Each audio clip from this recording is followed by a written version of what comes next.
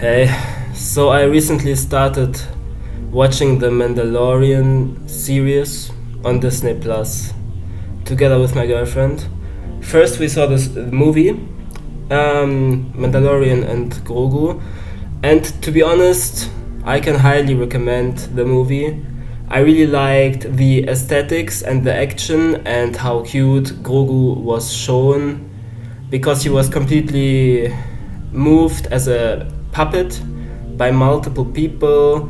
It was incredibly cute, and I really liked the decision to make him like this and not just CGI. Even though I assume for the face they included CGI, but this just makes it better. They combined the best they could. The music is great, the action is great, the story is kind of great. They are showing that those guys that look like Jabba, those aliens, they can also be good only because they look like shit, literally. It doesn't mean that they need to have bad character. This is the modern type of movie writing and storytelling that those people are not defined by their looks and so on. You know, it all plays into the current zeitgeist. But then after that, we decided to subscribe to Disney Plus so that we can watch the series. And I want to watch the series. I will do it with my girlfriend, and it's fine. But I want to go more into the darker aspects of the series. I want to talk about them and about the dark side of Disney. I mean, we all know that Disney is kind of dark, right? And with Disney Plus, after Netflix came, it got much worse. Yeah, the whole streaming era produces the most dark content. It all started with Netflix constantly promoting series where there's drug abuse and extreme violence, you know, more and more horror elements, albeit on a psychological level, some psycho horror. This is very common nowadays. Yeah, also about psychosis, where people take drugs, or it's a Black Mirror episode or whatever, and then there's reality jumping, parallel realities. Stuff happens, mindfuckery basically, where stuff happens and then no one believes the main character, and the main character thinks she goes crazy. For example, in Netflix, in Black Mirror from the latest season, there was such an episode. But yeah, and so Disney Plus is the same, also much darker than the Disney that we used to know. You know, people always talk so bad about Disney. There were a lot of hidden symbolism shown in kids' movies and some dark manipulation. This is what people say about Disney. Also, Disney rules a lot of the entire media landscape and therefore can mold the opinion of people, shape the opinion in their own way. And of course, you have the same powerful individuals on top who are saying what they want to be propagandized in modern series and movies, and people are swallowing it. For example, about LGBTQ, but definitely also other aspects.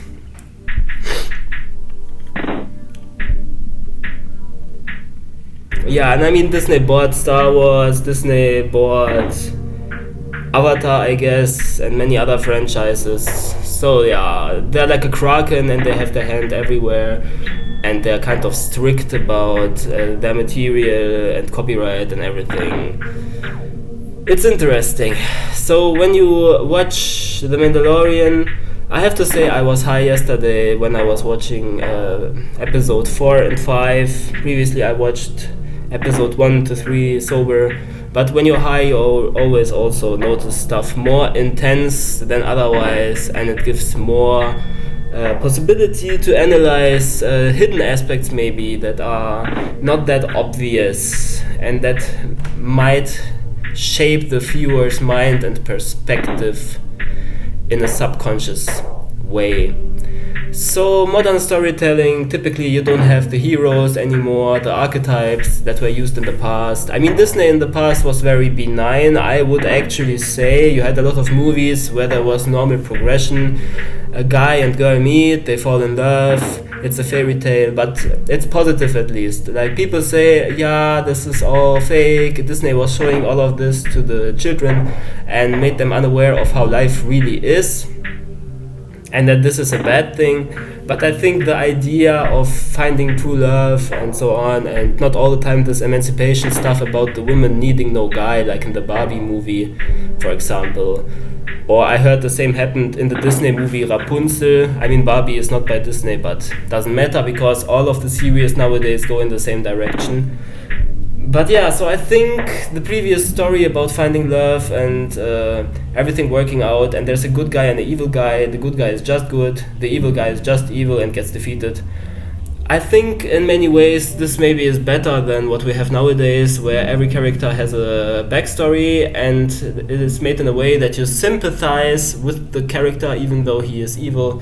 You also have this in JoJo, like mostly no character is just good there. Oftentimes the characters are introduced doing something very bad, and then later they show their good side, and then it's basically forgotten that they acted bad in the beginning, and suddenly you as the viewer have to like them and support them, because otherwise how can you even be immersed in the movie experience if you don't? And then they show that the same evil guys are fighting against some other evil guy or something, and you have to basically take their point of view while watching, and you start to sympathize. An extreme example is in Invincible, Omni-Man, who killed a lot of people. Let me Google how many he killed. How many people killed Omni-Man? 2,341 civilians were killed in the end of season 1 by Omni-Man in the series Invincible, and then later they show, yeah, he has reason that he is so fucked up because his entire race is like this, and then he turns to the good side and he's basically a hero. You know what I mean? They show this all the time, but they give backstories to all the characters. All the evil guys from Marvel get a backstory. Venom got a backstory. Joker got a backstory. So they're trying to normalize rude, hostile behavior, being flawed, not being good. I mean, it has some validity, like we are all not perfect and we can grow by also forgiving ourselves, but the way it's shown in such series is often very extreme. Also, especially in Invincible, where they show how Omni-Man dates another race and the people there look like insectoids. So basically this is a covert way of promoting LGBTQ and that you can have basically intercourse and relationships with other species. I mean, what's next? Sodomy? Isn't this the next logical step if we continue this chain of logic? Because our zeitgeist mainstream is very sexualized and they are denying God and they're pushing atheism, and that the only thing that matters is basically science, and everything that cannot be explained by logic and science but is just because of higher virtues that one may hold, then they will say, yeah, but these are not based in any real moral explanation or logic, so you can as well just fuck your dog. Isn't this what they're basically promoting? Especially, like I said, with, for example, Omni-Man having a child with an insectoid. And they even show how those are kissing, and it's always tongue kiss because insectoids cannot kiss otherwise. So I don't know, it's very weird. So yeah, but I mean, this was not even supposed to be the main topic here. I wasn't planning to talk so much about Invincible, even though, yeah, it's interesting, it's very brutal. No, I was trying to talk about Mandalorian first and foremost. So, I don't know, maybe it's because I'm high, but I was high, I mean. But you also learn that if you are more into occultism, hidden symbolism, Freemasonry research, and seeing stuff in media, you have to learn to watch behind the curtain and see details that you would otherwise miss because of limited pattern recognition abilities. I mean, look at Michael Jackson, for example, his album cover. There's so much hidden symbolism in one of his album covers, or even multiple. The way he's posing like a Jesus Christ, or also in the other album cover artwork, you can see a lot of symbolism. And I mean, even the guy who was creating the artwork, if you research about him, you will find out that he is doing very weird, fucked up art. So definitely a lot of stuff going on. Or if you just go to an event, even here in Germany where I live, they were celebrating in my home town Germany's reconciliation that happened in the 1989, when West and East Germany came together, and there was a big screen and they had some animation going on, and I saw the all-seeing eye, and I saw surveillance portrayed. They were showing a lot of media as if they're spying on people, that it all combines into the all-seeing eye. They also showed the Statue of Liberty in chains. I mean, that's kind of perverted, yeah? They take the symbolism of freedom and they put it in chains, and they show this to their civilians. Our town basically promoted this to its people. I mean, come on. Yeah, and so because I have this pattern recognition when I was watching Mandalorian, in my opinion, what I saw is that the ships resemble faces from Disney characters, or it would fit the world of Mickey Mouse Disney characters just by looks. Remind me a bit of a frog, or maybe of a Goofy face, in some cases even of a Mickey Mouse face. Or do you know also the Mortimer Rat? This is one of the enemies from the world of Mickey Mouse, and I think this robot here looks like this rat. The face looks like the rat face. Even you can see the ears of the creature. The creature by itself has no ears, but it's placed in such a way in the woods that the trees are basically forming ears. Then they play a lot with darkness, so you cannot see the shape of the robot machine properly. So they can add some subtle textures to make it look more like a Mortimer Red type of monster. So they incorporate explicitly Disney type visuals into the darkness of the machinery and spaceships that are attacking people. And I mean, yeah, they really do such stuff on purpose. I mean, even you can take the umbrella clip by Rihanna, and there's this one snapshot, where she basically forms the face of Baal, the dark entity that gets worshipped by the Epstein clan and so on. And they obviously even did some editing to make it look the way it does, because naturally it would not, because it is anatomically not correct the way Rihanna's arms are positioned. And you can easily imagine eyes from this Baal face. So yeah, it was definitely on purpose and deliberate. And so they will incorporate such stuff on purpose. I mean, never forget, especially also with animated content, whatever happens, they draw everything. They draw every aspect. If you see that the stars in a Disney movie align suddenly like SEX, then you know it's on purpose. But anyways, so it's like Disney is playing with its dark side. We know since many, many years there's conspiracy around Disney, and they show dark faces for Mickey Mouse and so on. But here it seems that Disney decided by itself in this context to incorporate this darkness into the machinery and spaceships. This is something interesting I noticed. Then I have also the impression Grogu is not really that much of a loving character. I can of course ignore those aspects and just see the cuteness in him. But there are certain aspects they are in my face, that he sits in a spaceship. It already happened in the movie. He was sitting in a spaceship and pushing the wrong buttons. But and then stuff would happen that is not supposed to happen, that the ship can get destroyed and stuff because Grogu is pushing the random buttons. But it's more shown like cute, and that he is just making mistakes and he does not know what to do. But in the series it gets much more hostile. It's like he on purpose is pushing the wrong button, and the ship is taking a turn, and the Mandalorian has quickly to counteract so that no crash happens. And the way I saw it, Grogu did it completely on purpose, and it's not because he's stupid. Mandalorian told him not to push the button, and Grogu exactly still pushed the button. And then he's smiling like he's so kind, ha ha ha, he he he. But what I see is kind of some evil old grandpa in a baby body, a bit like Voldemort when he shrinks into an embryo in season 7 of Harry Potter. Yeah, but Mandalorian is also not better. That's what I say. There's no goodness in characters anymore nowadays. They want to show it's normal to not have high virtues and stuff. I know Mandalorian does have virtues, but let's be honest, he is still a headhunter.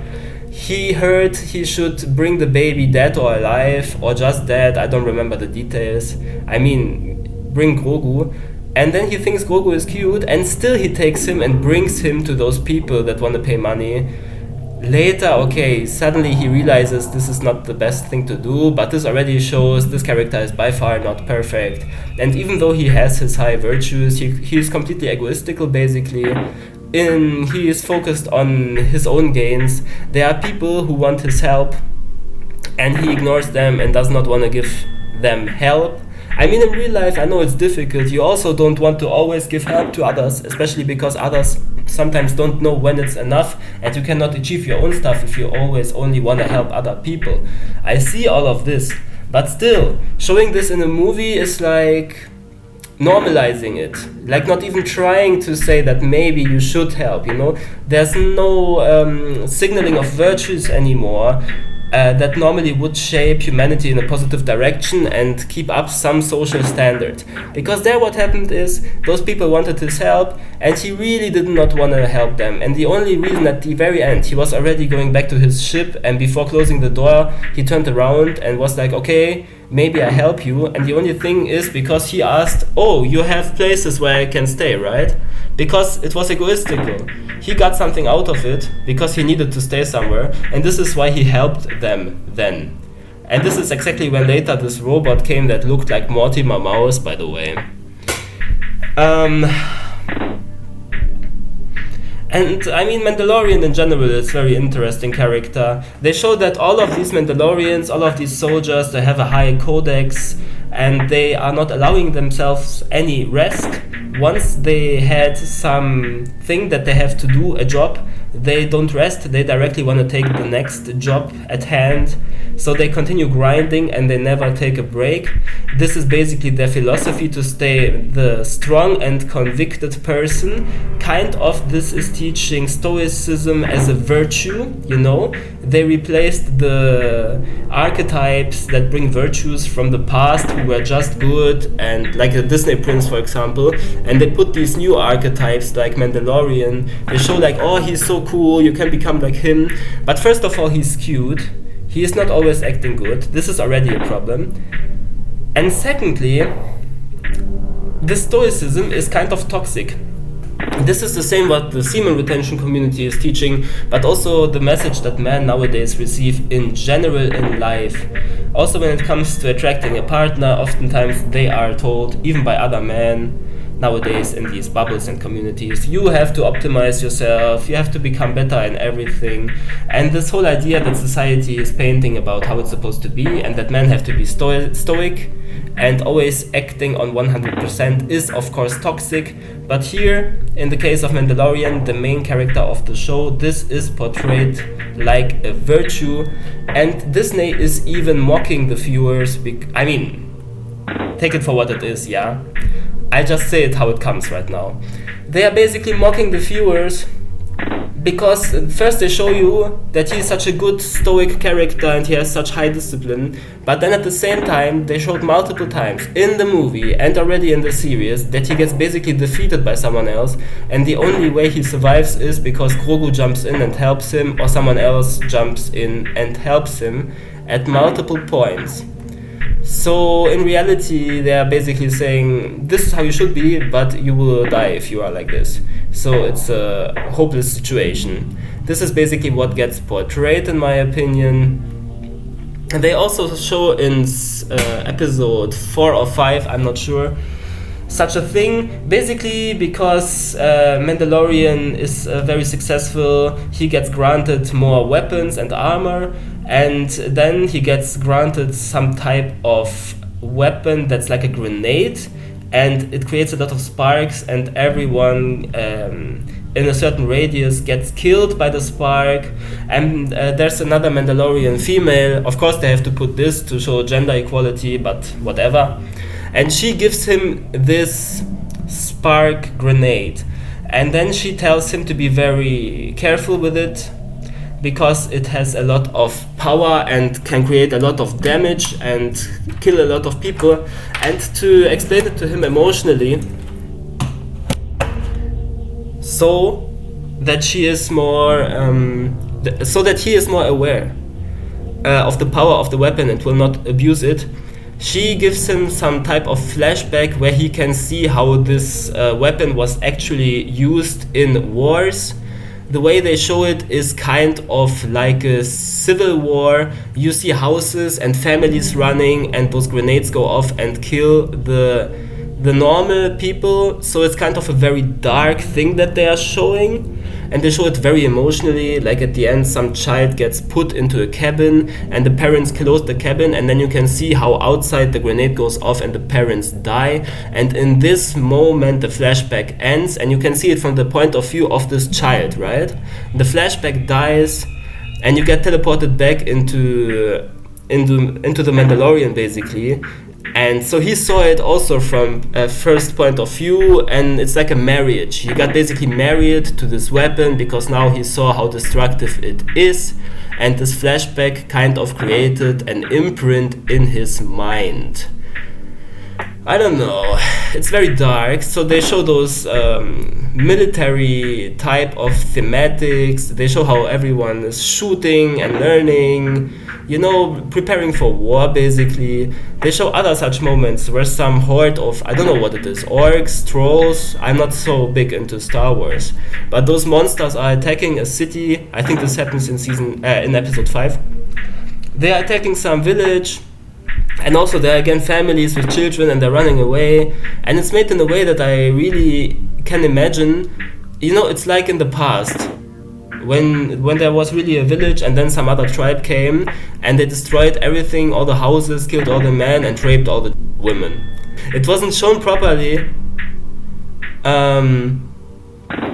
but it kind of implies it. So it was again very dark, and I mean this is for age 12 because there's no bloodshed and nothing, because somehow when people die in the series they just go off in sparks, they make it look harmless, but it's still dark underneath, you know what I mean? They only make it so that the younger public can watch it because they changed a bit how they show it. But I think there was also a moment where someone got beaten up and the camera zooms away and towards a puppet that is lying on the floor and looks kind of deranged, similar to a beat up child. Or I don't know, maybe I had too much pattern recognition going on, but even when a stormtrooper would fall and be dead, his weird mask, it has such weird elements on it. It started to look from another perspective like a beat up person lying on the floor. Hard to explain, and maybe I'm making this up, I don't know, I would have to see it again. Then there's also this crazy moment when Mandalorian is talking to some guy, and the guy tells him to take a rest, and I guess to take some drugs or something, and then he tells him, once you're leaving the hyperspace you will forget about it anyway. And I thought that's kind of weird, but also impressive, Of course, all of this is entertaining, but in my opinion kind of dark, just by the general thematics. And I mean in general, most of the time modern series on such streaming platforms that are about action and stuff tend to be rather dark. The atmosphere is rather dark. Why is it always this that sells? Imagine you're a normal NPC, you work your job, 9 to 5, whatever, you go home, and then the rest what you're doing the entire day is watching dark stuff, stream dark stuff, and then probably also corn if you're a typical NPC, and this is all you do, and other than that you work. It's kind of toxic, everything, isn't it? Yeah, and I mean of course the story itself, that there's basically Grogu, a baby, and Mandalorian all the time has to keep care of him. But sometimes the baby gets into a dangerous situation or gets even kidnapped and they suck out his energy. This, of course, is very dark symbolism in by itself, which to some degree might reflect things that happen in real life. What they also do show is there's markets, like we have markets here in our real life where you can buy chicken and so on, and there's boxes next to it where the chicken is still alive, and they kill it right there, and then they cook it. And they have something similar at their markets, but it's humanoid little creatures that they are eating. Humanoid little creatures that they are eating. Also, they gave Grogu a backstory that something happened to him and he basically has PTSD. They show a baby and gave him PTSD. Tell me this is not fucked up.